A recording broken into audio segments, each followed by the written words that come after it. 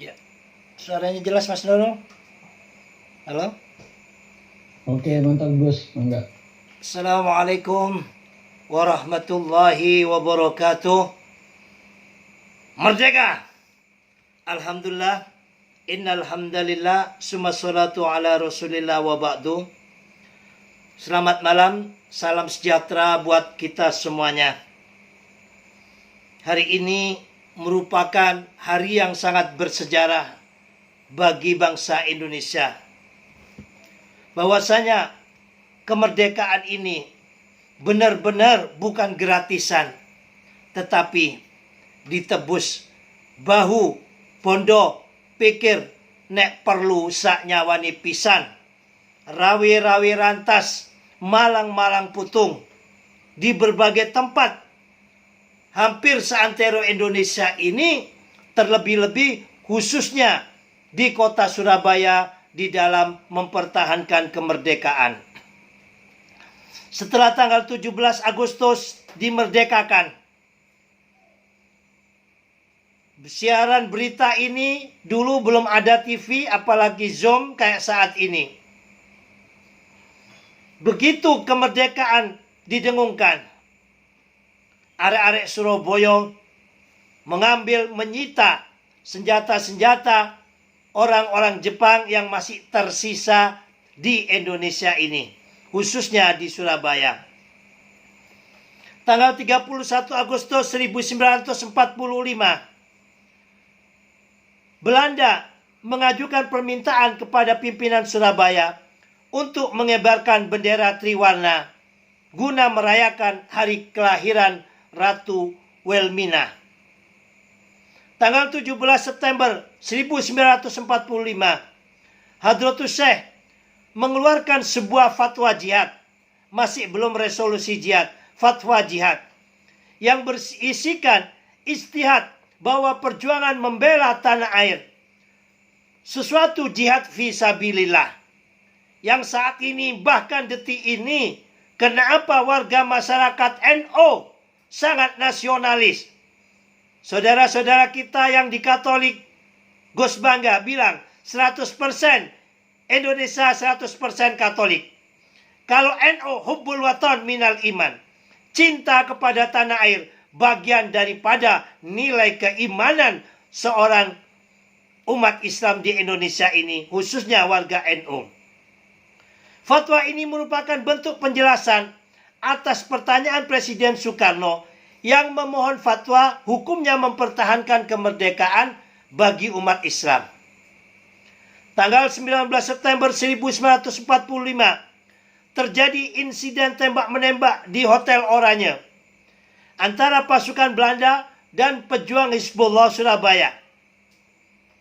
Hotel Oranye sekarang ini menjadi namanya Hotel Mojopahit, ya. Nah, itu pokoknya setelah apa? Setelah kita memproklamirkan kemerdekaan, Belanda ini masih tidak ikhlas, ya, melepaskan Indonesia. Bikin saja mereka gara-gara. Dikibarkan di Hotel Oranye ini bendera triwarna, merah putih biru. Pemuda Ansor bernama Ca As'ari menaiki tiang bendera dan merobek warna birunya sehingga hanya tinggal merah putih. Itu awal insiden, ya, yang terjadi 19 September, ya, 1945. Sebelumnya 31 Agustus, padahal kita 17 Agustus memproklamirkan kemerdekaan, tetapi tanggal 31 Agustus rakyat Surabaya disuruh mengibarkan bendera merah putih biru dengan alasan apa? Yaitu menghormati hari kelahiran Ratu Wilmina atau Ratu Belanda. Tanggal 23 sampai 24 September 1945 terjadi perebutan dan pengambilan alih senjata dari markas dan gudang-gudang senjata Jepang dan laskar-laskar rakyat termasuk Hizbullah.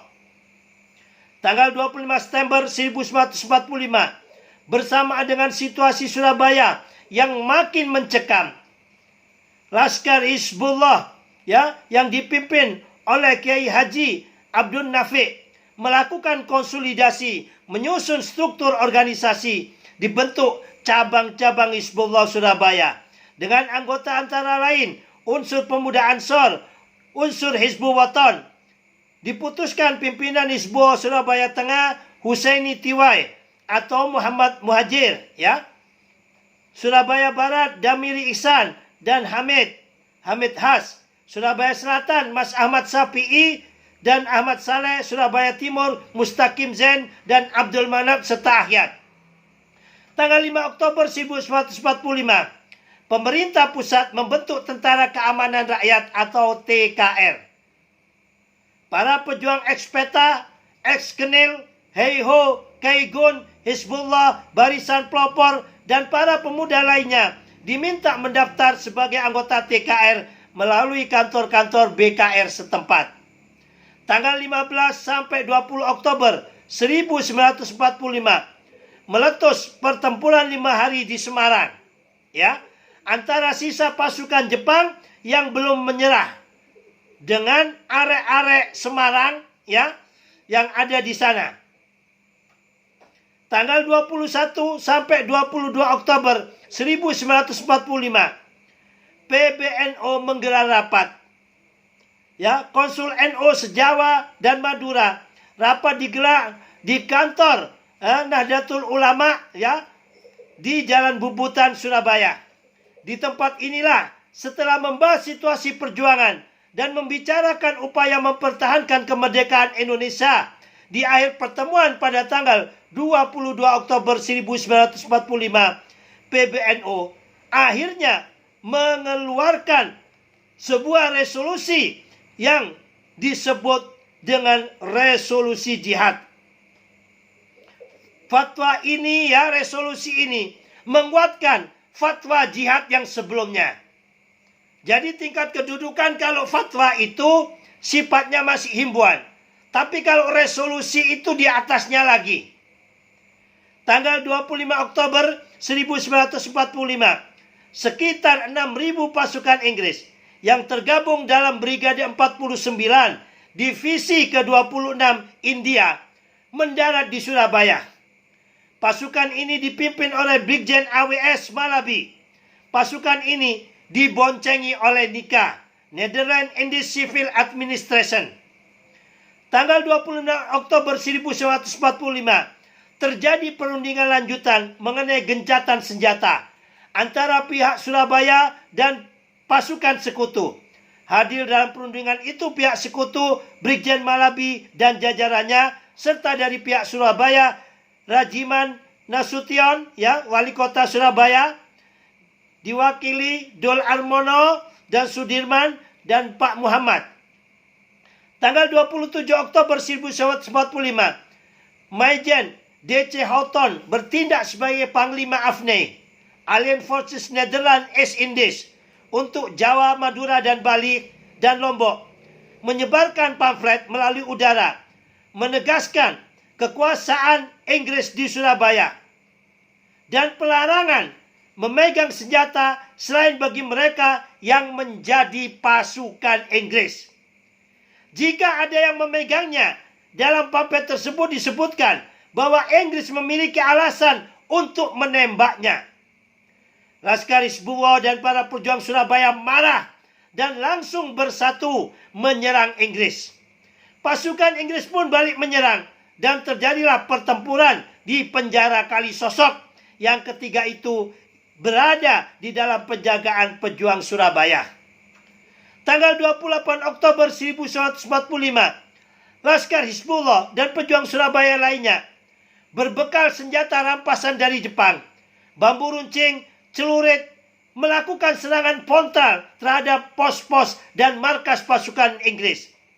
Inggris kewalahan menghadapi rakyat ataupun arek-arek Surabaya yang semakin hari masanya semakin menjadi-jadi.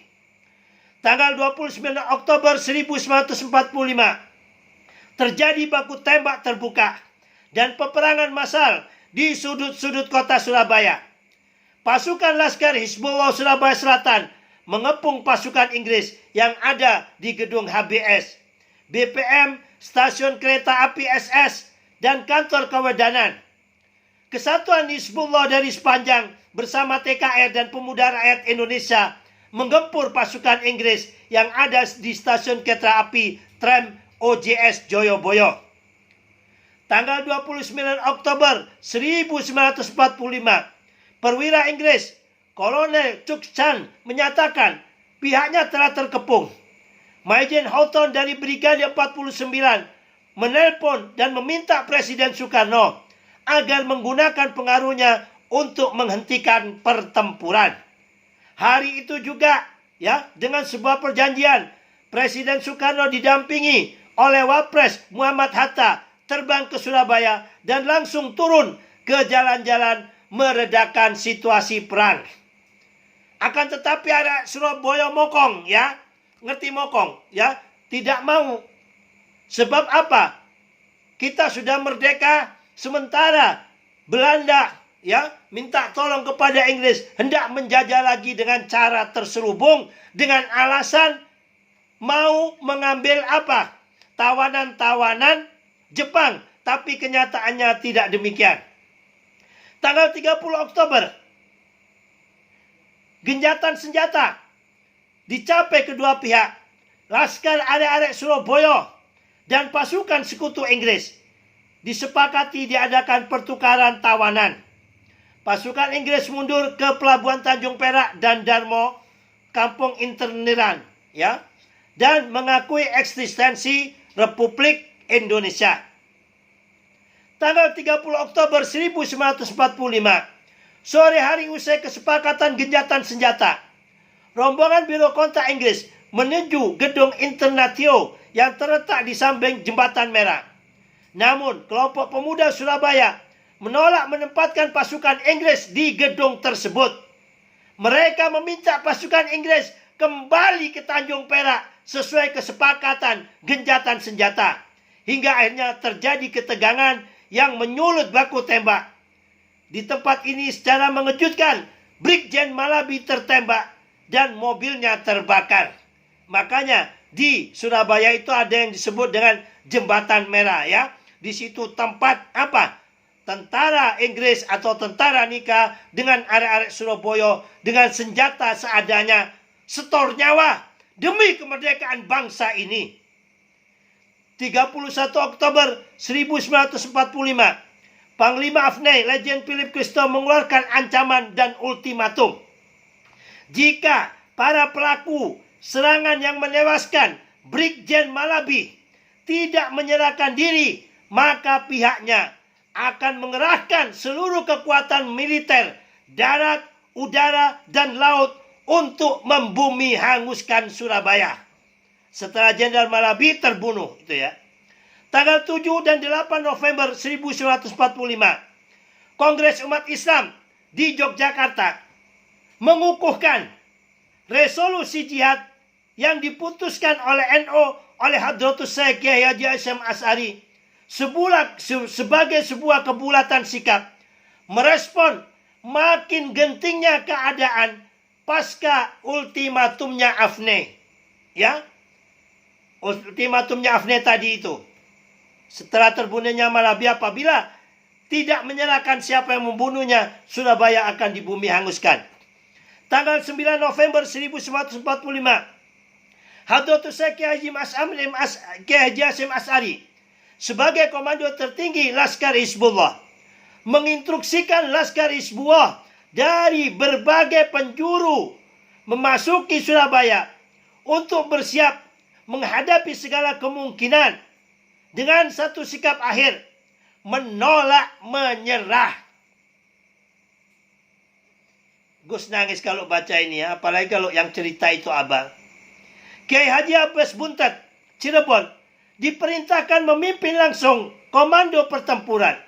Para komando resimen yang turut membantu Kiai Abbas antara lain Kiai Wahab atau Kiai Haji Abdul Wahab Asbullah, Bung Tomo, Sutomo, Cak Ruslan atau Ruslan Abdul Ghani, Cak Mansur, Kiai Haji Mas Mansur, dan Cak Arnowo, Dul Arnowo.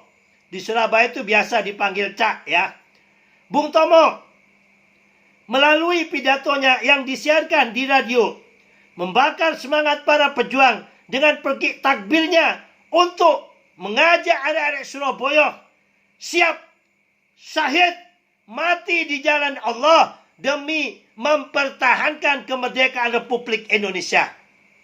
Tanggal 10 November 1945, pertempuran kembali meluas menyambut berakhirnya ultimatum Afne tadi. Ya, Afne satu minta kepada adik-adik Surabaya untuk menyerahkan siapa yang membunuh, dan kedua menyerahkan semua senjata-senjata ya dari rampasan Jepang kepada pihak Nika. Apabila tidak, maka akan dihukum. Dan apabila tidak menyerahkan siapa yang membunuh Jenderal Malabi, Surabaya di bumi hanguskan. Ultimatumnya kapan? Tanggal 10 November 1945. Apakah adik-adik Surabaya terus menyerah, takut? Tidak. Ternyata adik-adik Surabaya beserta para ulama, kiai, bakul soto, bakul bakso, bakul cireng, bakul apa saja, semuanya bersatu padu ya di dalam 10 November ini melawan ultimatum daripada Afne. Inggris mengerahkan 24.000 pasukan dari Divisi 5 dengan persenjataan meliputi 21 tank Sherman dan 24 pesawat tempur dari Jakarta untuk mendukung pasukan mereka di Surabaya. Perang besar pun pecah terjadi. Puluhan ribu bahkan ratusan ribu arek-arek Surabaya meninggal mempertahankan NKRI ini. Ribuan bahkan ratusan ribu pejuang mati syahid. Pasukan Kiai Abbas berhasil memaksa pasukan Inggris kocar-kacir dan berhasil menembak jatuh 3 pesawat tempur RAF Inggris. Inilah salah satu cerita singkat daripada Hari Pahlawan. Dan Hari Pahlawan ini harus tetap terus kita dengungkan agar generasi muda kita ini melek sejarah. Kita sebagai rakyat Indonesia terlahir sudah dalam keadaan merdeka. Alhamdulillah. Bagaimana kakek nenek mbah buyut kita selama ratusan tahun dijajah oleh para penjajah. Mulai dari Inggris, Portugis ya, sampai Belanda dan terakhir Jepang yang katanya mau menolong masyarakat ASEAN, justru dimanfaatkan ya sama Jepang Indonesia ini. Dan ini perlu untuk terus kita sampaikan kepada anak didik kita, kepada keluarga kita, kepada masyarakat kita. Betapa luar biasanya founding father pendiri bangsa ini. Contoh soal kayak Jogja. Jogja itu negara tersendiri ya. Tetapi mau menyerahkan bersama-sama untuk Indonesia. Begitupun Aceh. Begitupun juga kerajaan-kerajaan yang lainnya. Baik pun ada yang di Jawa maupun di luar Jawa. Mereka ini punya kekuasaan. Mereka punya kerajaan. Tetapi demi persatuan bangsa dan negara ini, kekuasaannya diberikan untuk Indonesia. Hartanya diberikan untuk Indonesia. Nah, kita-kita yang terlahir sudah merdeka, kok tidak mau menjaga persatuan ini? Pertempuran di Surabaya tanggal 10 November 1945. Memang motor penggerak utamanya adalah Hadratus Syekh Kiai Haji Hasyim Asy'ari. Akan tetapi semuanya tidak mandang suku, tidak mandang agama apapun, bersatu padu melawan tentara Nika. Beserta juga para tentara Gurkha ya. Di antara kemenangan kita juga itu ada 300 tentara Gurkha yang dibawa Nika ya, itu belot. Karena melihat yang dilawan itu para santri, para kiai benar-benar mau mempertahankan kemerdekaannya. Karena tentara Gurkha yang dibawa oleh Inggris ini ya, mereka satu agama Islam. Nah, ini banyak yang belot. Itu salah satunya juga menjadi kelemahan Inggris. Mungkin ini sekilas pengantar yang dapat gue sampaikan.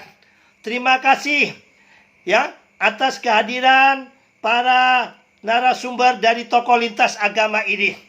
Tidak ada kekuatan sedasar doa. Kita orang beriman ya. Semua orang beriman mengakui, meyakini bahwa doa adalah kekuatan terbesar. Tidak ada hadiah yang kita berikan kepada para syuhada, kepada para pejuang pendiri bangsa ini. Mulai sebelum kemerdekaan, sampai kemerdekaan, sampai mempertahankan kemerdekaan. Kecuali doa kita. Maka pada kesempatan Hari Pahlawan ini, Gus mengundang 6 tokoh lintas agama untuk mendoakan sesuai keyakinan masing-masing. 1, agar para pejuang ini diletakkan di sisi Tuhan di dalam surganya. Dan yang kedua, kita berdoa mudah-mudahan Indonesia ini sesuai dengan harapan pendiri bangsa ini, yaitu terwujudnya keadilan sosial bagi seluruh rakyat Indonesia seperti yang termaktub dalam sila kelima di dalam Pancasila kita. Dan di depan ini kita akan menghadapi G20. Bagaimana kita sebagai tuan rumah ya, mudah-mudahan bisa berjalan apik, lancar dan sukses, tidak ada hambatan. Karena bagaimanapun juga sukses tidaknya G20 ini, kita sebagai anak bangsa, ini adalah muruah ya, kehormatan kita semuanya. Demikian dari kami. Sekali lagi terima kasih kepada para narasumber semuanya. Mudah-mudahan pengantar diskusi ini bisa mengawali daripada webinar Agama Cinta, pesan moral dan doa tokoh lintas agama untuk para pejuang bangsa. Billahi taufiq wal hidayah wal ridha wal inayah wallahu muwaffiq ila aqwamit thoriq. Di mana ada cinta, disitulah imanku berlabuh. Di mana ada kebencian, disitulah imanku menjauh. Merdeka. Assalamualaikum warahmatullahi wabarakatuh. Waalaikumsalam warahmatullahi wabarakatuh. Terima kasih.